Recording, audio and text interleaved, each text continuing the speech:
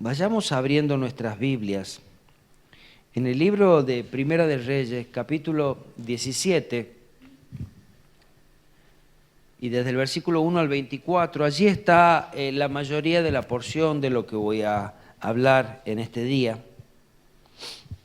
Pero quiero comenzar diciéndoles que para una nación,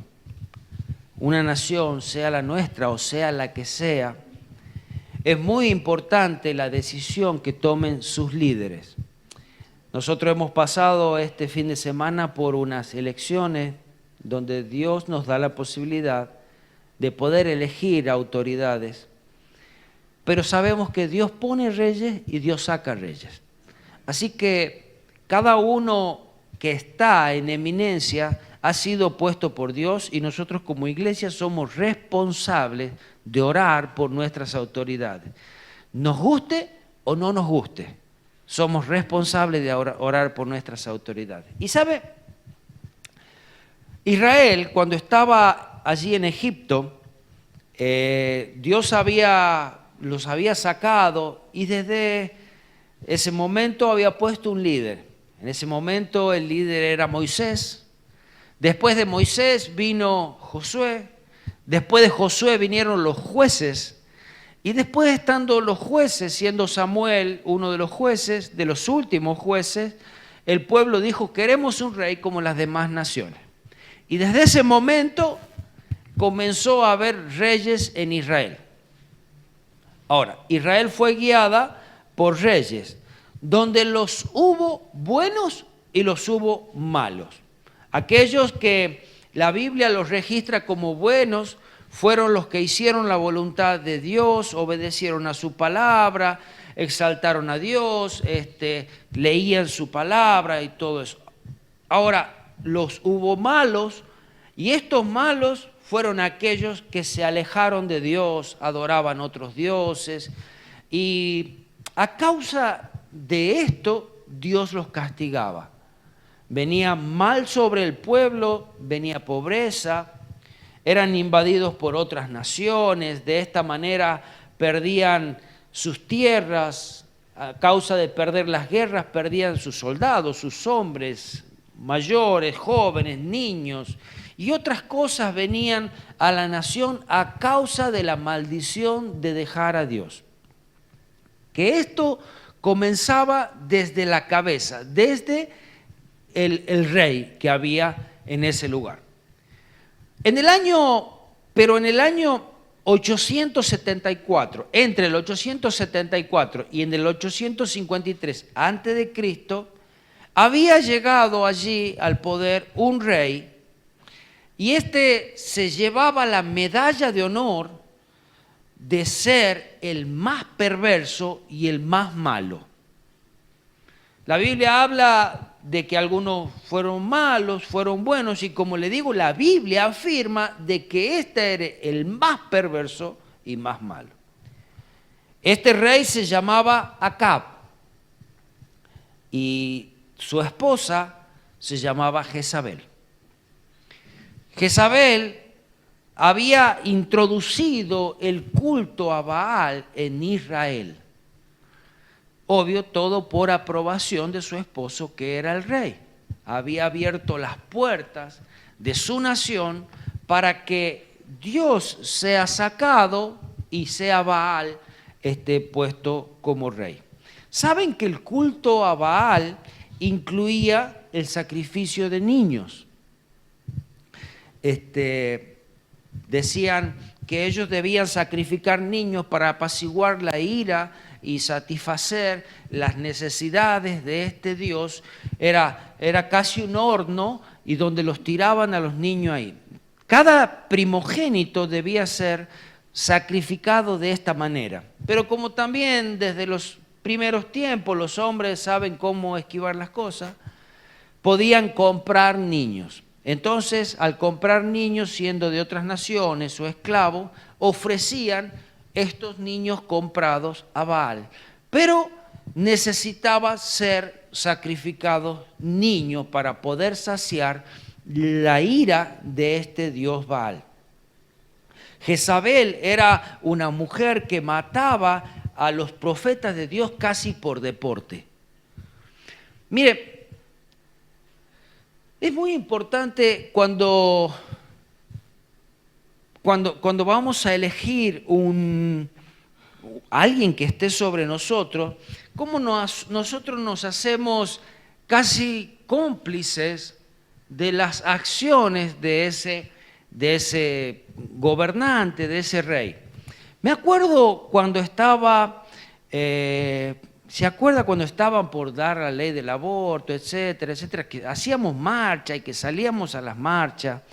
En una de esas marchas hasta estábamos al lado de las personas, de los dirigentes que decían, sí, nosotros somos pro vida, hasta contentos, qué lindo, Tucumán, una provincia pro vida, alegres, ¿no? Pero pasando poquito tiempo, esos mismos que habían estado en la marcha levantaban la mano diciendo, yo acepto la ley del aborto. Y cómo de pronto maldición venía sobre nuestra nación a causa de estas leyes inmorales, estas leyes alejadas de Dios, y maldición viene sobre un lugar. Entonces debemos saber muy bien cuando vamos a elegir. En ese momento había algunos que se declaraban directamente a favor del aborto, pero a nosotros nos hicieron una jugadita y diciendo nosotros no queremos el aborto, pero de pronto después levantaban la mano diciendo sí. Maldición viene sobre una nación a causa de esto y todas las leyes inmorales. Continuamos hablando de este rey Acab. A causa de su gran iniquidad, Dios cerró los cielos por medio de la palabra del profeta Elías. Cerró los cielos y no llovió en Israel al cabo de 3 años y medio, según cuenta en Santiago. Entonces, al cerrar los cielos, a no llover, comenzó a haber sequía. Al haber sequía, no había producción. Y al no haber producción, ustedes saben que el hambre llenaba estas naciones. Afectaba no solamente a aquellos que eran malvados, sino que afectaban hasta los fieles. Y de este modo también al profeta Elías que vivía allí. Entonces, siendo Elías uno de los mejores profetas, uno de los profetas más importantes, aunque la Biblia registra, y de los mejores profetas que haya tenido Israel, vivió en los tiempos más oscuros de Israel. Allí él predice esta gran hambre que vendría sobre Israel a causa de la falta de lluvia, que Israel iba a ser castigado por sus pecados. Y esta advertencia estaba dada principalmente al rey, en cuyas manos estaba el poder para reformar, el poder para evitar el castigo. Había una cosa solamente que debía hacer este rey y era arrepentirse y volverse a Dios. Quitar los dioses y decir, me arrepiento de mis pecados, y volvía a Dios. Y Dios no iba a castigar de esta manera. Entonces Elías le hace saber esto a Acab, que Jehová era quien lo había abandonado, que él era Dios de Israel y que era un Dios vivo, no era un Dios muerto como aquel Dios que ellos habían puesto y levantado en su reino, que ellos adoraban, que eran ídolos muertos y mudos. Esto le había dicho el profeta Elías a Acab. Pero aún, a pesar de toda esta advertencia, no cambió su parecer. Entonces, Dios castigó nomás a Israel con sequía. Y podemos leer allí en este primer versículo de Primera de Reyes, capítulo 17, dice, entonces Elías Tisbita, que era de los moradores de Galaad, dijo a Acab: vive Jehová Dios de Israel, en cuya presencia estoy, que no habrá lluvia ni rocío en estos años, sino por mi palabra. Por la palabra de Elías iba a dejar de llover y por la palabra de Elías iba a comenzar a llover nuevamente. Entonces, a causa de la falta de agua, como ya le dije, comenzó a haber sequía y esto trajo hambre. Allí en este momento Dios le da un mandato a Elías y lo manda que se esconda en el arroyo de Querit. Si buscamos el significado de esta palabra dentro de sus significados o sus acepciones, encontramos que Querit es un lugar separado, es un lugar de corte, aún, ¿sabes qué? Es un lugar de pactos. Es un lugar donde Dios iba a cuidar a Elías. Pero de pronto va a decir, en un arroyo. ¿Y qué voy a comer? ¿O qué voy a tomar? ¿O cómo me voy a mantener? Y ahí Elías iba a ver la mano poderosa de Dios, donde le dice, no te hagas problema, vas a tomar agua del arroyo y cuervos van a alimentarte. Dios iba a enviar a estos cuervos para que lo alimentase. De pronto, como suena hasta desagradable, ¿cómo puede ser que cuervos me traigan comida a mí? Sí, Dios iba a usar estos cuervos para alimentar a Elías. Y sabes, Dios hace las cosas como Él quiere. Y sabes, hay otra cosa que tenemos que siempre recordar, que Dios usa hasta lo más vil del mundo. Así que si te crees que tú eres una de las personas que no, yo no sirvo para nada, yo no sé qué hacer, mi vida no sirve, yo no soy, no sé, un profesional, no soy esto, no soy lo otro, en las manos de Dios eres la persona indicada para ser usada. ¿Amén? Ok. Cuando Dios manda a alguien, nadie puede resistirse. Los cuervos le iban a obedecer. Sabemos que, como les dije al principio, que hasta los burros iban a hablar y tantas cosas más Dios puede hacer. Y quiero leerles una historia que alguna vez creo que ya lo leí o le conté. Y esta se llama Cuando Dios manda, hasta el diablo obedece. Y dice así: una señora muy pobre telefonó a una radio, a un programa de radio cristiana, y ella estaba pidiéndole ayuda porque necesitaba para comer. Un brujo estaba escuchando la radio, el programa, entonces consiguió la dirección de esta mujer. Este brujo llamó a sus secretarios y le ordenó a ellos comprar alimentos y que les llevara hacia la casa de la mujer. Pero le había dado también unas instrucciones y le había dicho, cuando ella pregunte quién se lo envía, ustedes responderán, el diablo se los envía. Dice que cuando llegaron a la casa de la mujer, ella los recibió con alegría, inmediatamente guardó la mercadería, aquellos alimentos que le habían llevado estos secretarios del diablo, del brujo, perdón, y al ver que ella no preguntaba nada, ellos le preguntaron, señora, ¿no quiere saber quién le envió las cosas? La mujer, en la simplicidad de la fe, respondió, no, mi hijo, no es preciso. Cuando Dios manda, hasta el diablo obedece. Así que tenga fe. Recordaba que mi abuelo habrá contado muchas veces, aún aquí. Cuando él era un jovencito, junto con mi abuela, ya tenían 2 hijos, mi mamá y mi tío. Ellos habían estado en el instituto allí en Mar del Plata y pasado un tiempo en el instituto lo habían enviado a La Dulce, provincia de Buenos Aires, del partido de Necochea. Allí había una pequeña obrita para ayudar o para comenzar, no sé bien cómo fue la cosa. La cuestión que estuvieron allí durante 8 meses.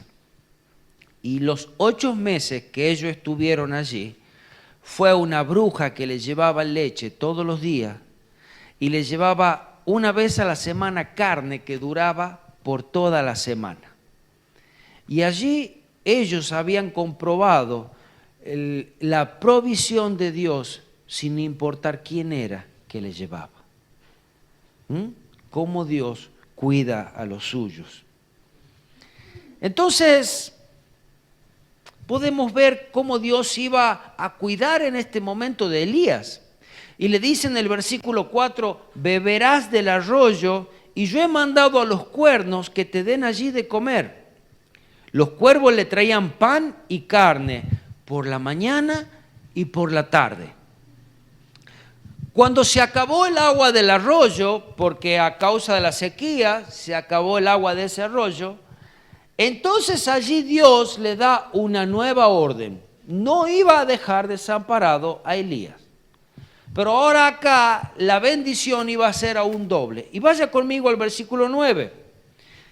Dice, levántate, vete a Sarepta de Sidón y mora allí. He aquí yo he dado orden allí a una mujer viuda que te sustente. De pronto era una mujer que no tenía nada. Y ya vamos a ver un poquito más lo que tenía. Entonces Dios le dice, vete allí y te envío a una mujer viuda que te sustente. Entonces él se levantó y se fue a Sarepta. Y cuando llegó a la puerta de la ciudad, he aquí una mujer viuda estaba allí recogiendo leña. Y él la llamó y le dijo, te ruego que me traigas un poco de agua en un vaso para que beba. Y yendo ella para traérsela, él la volvió a llamar y le dijo, te ruego que me traigas también un bocado de pan en tu mano. Y ella respondió, vive Jehová tu Dios, que no tengo pan cocido, solamente un puñado de harina tengo en la tinaja y un poco de aceite en una vasija. Y ahora recogía 2 leños para entrar y prepararlos para mí y para mi hijo. Y nos deja, para mí y para mi hijo, para que lo comamos y nos dejemos morir. Elías le dijo, no tengas temor, ve y haz como has dicho, pero hazme a mí primero. De ello una pequeña torta cocida debajo de la ceniza y tráemela. Y después harás para ti y para tu hijo. Porque Jehová Dios de Israel ha dicho así, la harina de la tinaja no escaseará, ni el aceite de la vasija disminuirá, hasta el día en que Jehová haga llover sobre la faz de la tierra. Entonces ella fue e hizo como le dijo Elías, y comió él y ella y su casa muchos días.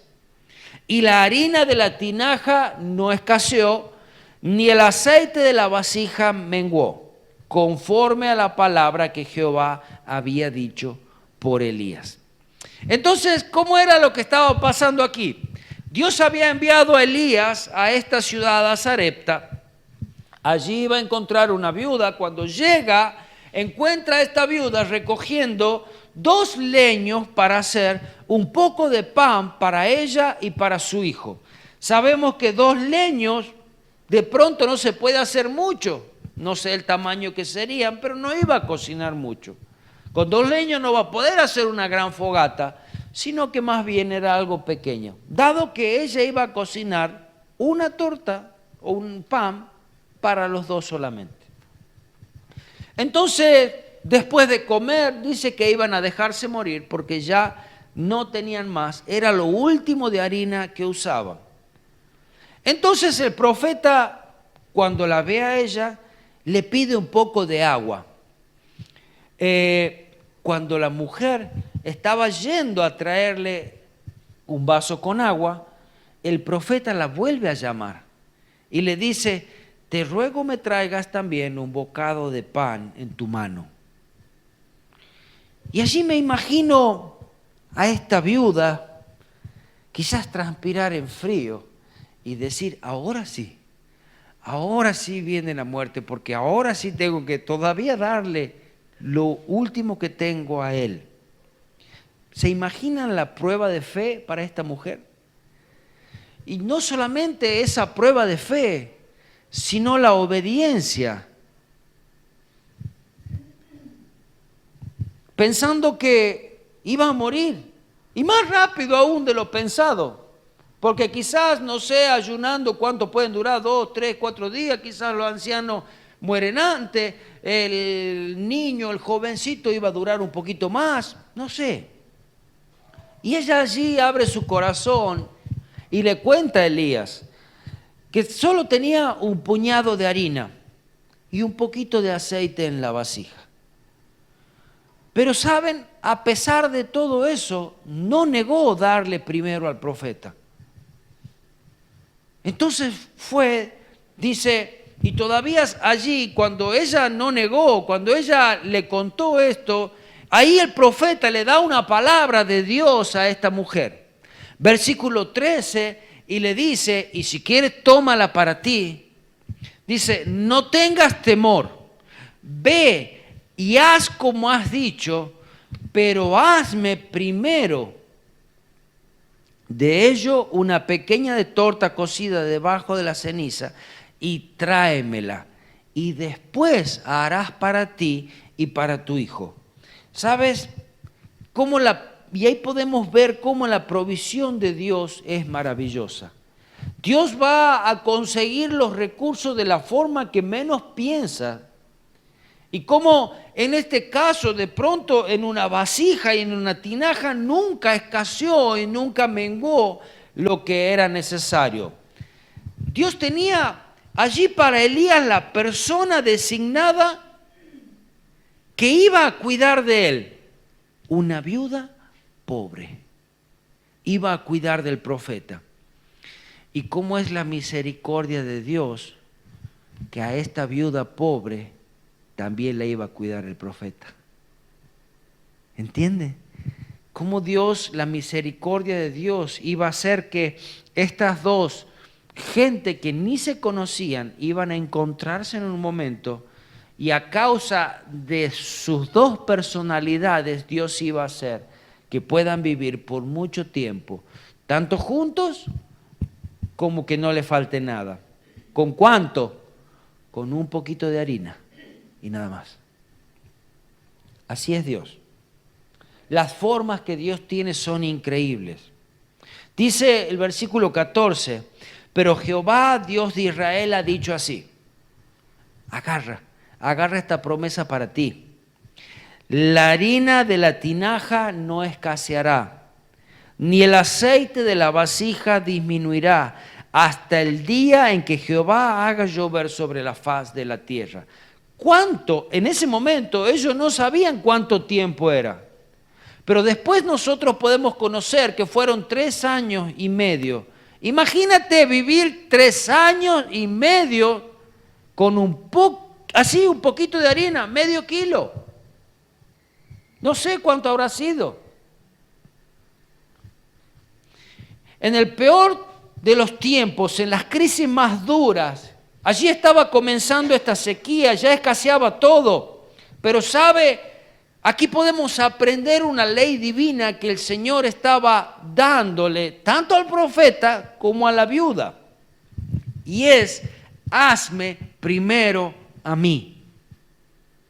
Hazme primero a mí. Cuando tú das a Dios en primer lugar, es allí cuando tú puedes aferrarte a sus promesas. No es al revés. No es, Señor, si tú me das, ya voy a ver yo si puedo aferrarme a tus promesas. No es si tú me das, Señor, ya voy a ver si puedo yo darte algo a vos. Dice, la harina de la tinaja no escaseará, ni el aceite de la vasija disminuirá. ¿Sabe? Recuerda bien esto. La harina y el aceite se multiplicaban al no ser almacenados, sino al ser usados. Esta es una ley para todo lo que Dios nos da. Todo lo que tú tienes, si tú lo usas, se reproduce. Si no lo usas, se añeja, se pierde. Y hablemos de nuestros dones, hablemos de nuestras capacidades, hablemos de nuestra alabanza, hablemos de lo que nosotros somos, hablemos de nuestros bienes y de todo lo que el Señor nos da. El salmista decía en el Salmo 23, Jehová es mi pastor, nada me faltará. ¿Qué tenía que suceder primero para que Él sea pastor? Tenía que pertenecerle, tenía que ofrecerse, tenía que darse a Él.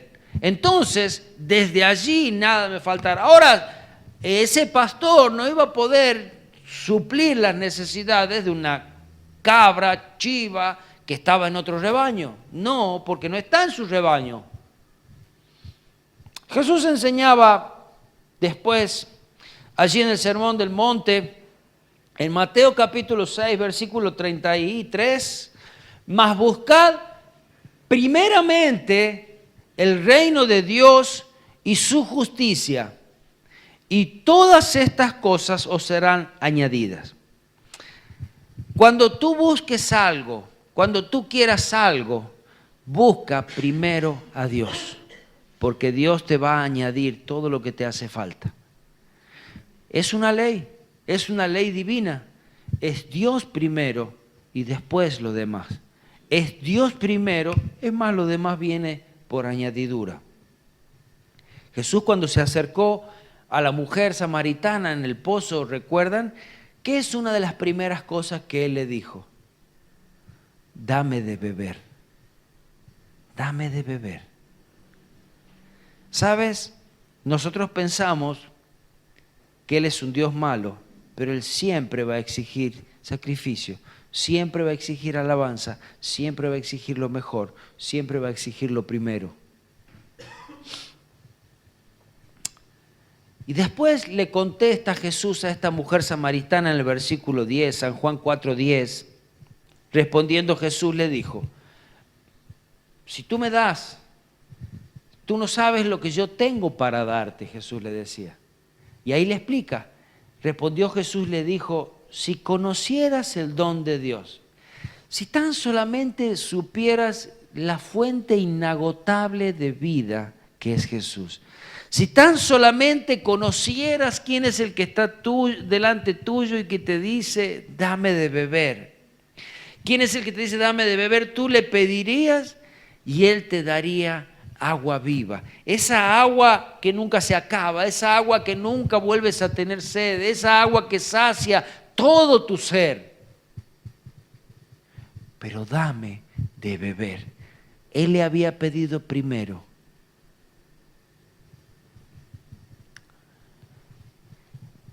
En la misma historia del profeta Elías, después que había vuelto a llover, allí se encuentra con los profetas de Baal y desafía a los profetas de Baal. Vamos a ver Dios a quién responde, si a sus profetas de Baal o a mí. Entonces allí había un sacrificio. Dice, hagamos un sacrificio y el Dios que responda con fuego, ese es el Dios verdadero. Habían ofrecido el sacrificio, primero los 450 profetas de Baal cansaron de gritar, de hacer de todas las cosas. ¿Y qué pasa? Que su Dios no responde, le decía Elías todavía. Y nada sucedió. Pero después oró Elías y Dios respondió. ¿Saben? Hay algo que tenemos que saber. Este es el principio divino. Primero, para que Dios responda con fuego, debe haber un sacrificio. Debe haber algo sobre el altar. Jacob era el nieto de Abraham, padre de la fe, hijo de Isaac. Y allí él había hecho un pacto con Dios, un pacto que lo había aprendido de su abuelo. Este pacto que había aprendido de su abuelo era que Abraham, después de una guerra, había traído un gran botín. Ese gran botín se le dio a Dios el 10%. De ahí le llaman el diezmo. Le había dado este 10% a Melquisedec. Y en Génesis 28, versículo 20, se encuentra Jacob con Dios. Y allí Jacob hace un pacto también con Dios. Pero de ahí muchas veces habrán escuchado esta expresión, dice, sos jacobito, ¿no? ¿Vieron eso que no se van sin conseguir algo, sin hacer un buen negocio? Por algo los judíos son buenos negociando. Y son tan prósperos. Número 1, porque Dios los bendice. Número 2, porque son muy astutos. Entonces, allí hace un pacto Jacob con Dios. Y le dice, e hizo Jacob voto, diciendo, si fuera Dios conmigo y me guardare en este viaje en que voy, y me diere pan para comer y vestido para vestir, y si volviese en paz a casa de mi padre, Jehová será mi Dios. Y esta piedra que he puesto por señal será casa de Dios, y de todo lo que me dieres, el diezmo apartaré para ti. Allí estaba haciendo un pacto con Dios que lo primero iba a ser para Dios. Pero Dios después da la ley por medio de Moisés. Cuando da la ley por medio de Moisés, allí establece como mandamiento el diezmo. Después viene Jesucristo y dice no, que fue abolida la ley. Pero Jesucristo dijo, dad al César lo que es del César y a Dios lo que es de Dios. Así que puedes vivir bajo esta ley divina o puedes negarla. Siempre primero Dios. Pon en todas las cosas en primer lugar a Dios. En tu tiempo, en tus dones, en tu dinero, en tus bienes, en tu familia, sobre tus hijos, tus oraciones, tus alabanzas. Siempre primero a Dios. Y vas a poder ver la mano poderosa de Dios en todas tus cosas. Decía el mandamiento de Dios, que lo repetía Jesús en San Marcos capítulo 12, versículo 30. Amarás al Señor tu Dios con todo tu corazón, con toda tu alma, con toda tu mente y con todas tus fuerzas. Este es el principal mandamiento. ¿Qué es el principal mandamiento? Amar a Dios con todo lo que soy. El segundo, a tu prójimo. Y de allí, si tan solamente haces eso, cumple toda la ley. ¿Amén? ¿Vamos entendiendo hasta aquí? Volviendo allá a la historia de Elías con esta mujer, la viuda, y versículo 15 dice, entonces ella fue e hizo como le dijo Elías. Comió él y ella y su casa muchos días. Yo le desafío a usted que prepare un pan, agarre medio kilo de pan, prepare un pan y a ver cuánto tiempo van a comer con eso.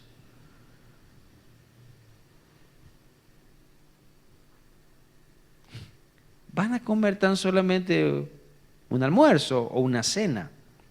Pero esto era algo especial que Dios estaba haciendo para mostrar que Él es poderoso para proveer, que Él es poderoso para guardarnos, que a Él le damos primero. Dice, y la harina de la tinaja no escaseó, ni el aceite de la vasija menguó, conforme a la palabra de Jehová había dicho por Elías.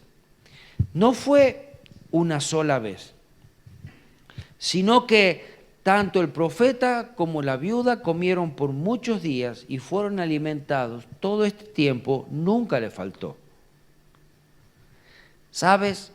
Si tú crees que pasas por una crisis, si tú crees que vienen tiempos de crisis o cuando estés pasando por crisis, recuerda que Dios nunca te deja.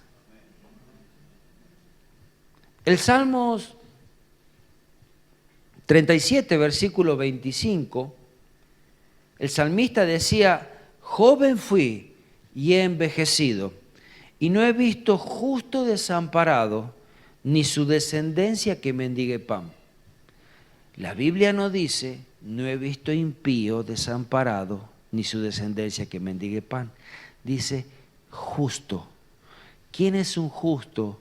Justo es aquel que es justificado por Cristo, aquel que han sido perdonados sus pecados, aquel que es Dios su Señor. Amén. Y podía decir, habiendo pasado su vida, no he visto un justo que haya sido desamparado. No temas, Dios nunca te va a dejar, Dios nunca te va a hacer faltar. Pero a pesar de todo eso, como dice el dicho sobre llovido mojado, Dios tampoco nunca deja de probarnos. Esta mujer había reconocido que Elías era un profeta de Dios al principio, pero como que no lo creía muy mucho. Y en medio de toda esta, podríamos decir, momento especial que estaban viviendo de una provisión tan grande, porque ella sabía lo que había tenido y cómo todos los días podía ir a la tinaja y conseguir su harina. Pero allí sufre otra tremenda aflicción. Y la vamos a leer en el versículo 17. Después de estas cosas, aconteció que cayó enfermo el hijo de la ama de la casa, y la enfermedad fue tan grave que no quedó en él aliento. Murió el niño, murió el hijo de la viuda. Y ella dijo a Elías, ¿qué tengo yo contigo, varón de Dios? ¿Qué hice? ¿Por qué me haces esto? ¿Por qué me castigás? ¿Por qué me haces pasar por esta situación? Ya soy grande, ya soy vieja, es lo único que tengo. Has venido a mí para traer a memoria mis iniquidades y para hacer morir a mi hijo. De pronto, en el lugar donde ella vivía, era de la zona de donde era la reina Jezabel. De ahí había salido ella, por lo tanto, en esa zona adoraban a Baal. Y en algún momento, posiblemente, esta viuda había adorado a Baal, quizás. Entonces le dice, venís a traer castigo sobre mí ahora porque yo en un momento adoré a Baal. Y venís a traerme todo este dolor. Entonces allí el profeta Elías le dijo, 19, dame acá a tu hijo. Entonces él lo tomó en su regazo y lo llevó al aposento donde estaba y lo puso sobre su cama. Versículo 20. Y clamando a Jehová dijo, Jehová Dios mío, aún a la viuda en cuya casa estoy hospedado has afligido, haciéndole morir a su hijo. Esta fue la oración de Elías. Señor, ten piedad, ten misericordia de esta mujer. Todavía que estoy aquí no sé, de adoptado, viene a morir el hijo. Dice, y se tendió sobre el niño 3 veces y clamó a Jehová y dijo, Jehová Dios mío, te ruego que hagas volver el alma de este niño a él. Y Jehová oyó la voz de Elías y el alma del niño volvió a él y revivió. Tomando luego Elías al niño, lo trajo del aposento a la casa y le dio a su madre y le dijo, Elías, mira, tu hijo vive. Entonces allí la mujer hace de vuelta una proclamación y le dijo a Elías, ahora conozco que tú eres varón de Dios y que la palabra de Jehová es verdad en tu boca. Hasta me imagino estos 3 años de proceso, donde Dios había mostrado distintas facetas de él, hasta había mostrado su poder a través de la resurrección de su hijo. Dice, ahora conozco que tú eres un profeta de Dios y la palabra que tú dices es verdad. Ahora conozco a tu Dios. Ahora sé quién es tu Dios. Ahora sé quién es el que nos ha provisto todo este tiempo. Ahora lo conozco. Dios había resucitado la vida de su hijo. Y ahora una pregunta. ¿Y si el profeta no había estado en ese lugar, qué iba a suceder? Si el profeta no había permanecido en ese lugar, ¿qué iba a suceder? Iban a morir de hambre a la segunda semana. Y si no moría de hambre a la segunda semana, pasado el tiempo, iba a morir lo mismo el niño. Porque todos tenemos destinado un tiempo, una hora, un momento. ¿Sabes qué significa Elías? Elías significa Dios es mi guía. Jehová es mi Dios. Si tú tienes a Dios en tu casa, si tú tienes a Dios en tu vida, nada te faltará. ¿Lo crees? Habrá vida mientras en el mundo haya muerte. Vas a poder ver pasar la muerte al lado tuyo, vas a poder ver pasar la pobreza, vas a poder ver pasar la indigencia, pero tú vas a tener siempre. Y aún como esta viuda vas a tener para dar a otros. Nunca cierres tu mano, nunca cierres tu corazón, nunca cierres tu boca para dar una palabra de vida, nunca cierres tu mano para dar una ayuda a alguien, nunca cierres tus brazos para dar un abrazo o para dar una palabra de aliento, nunca lo hagas. Porque si tú no estarías en ese lugar, ¿cómo el otro podría salvarse? Porque Dios te va a usar a ti.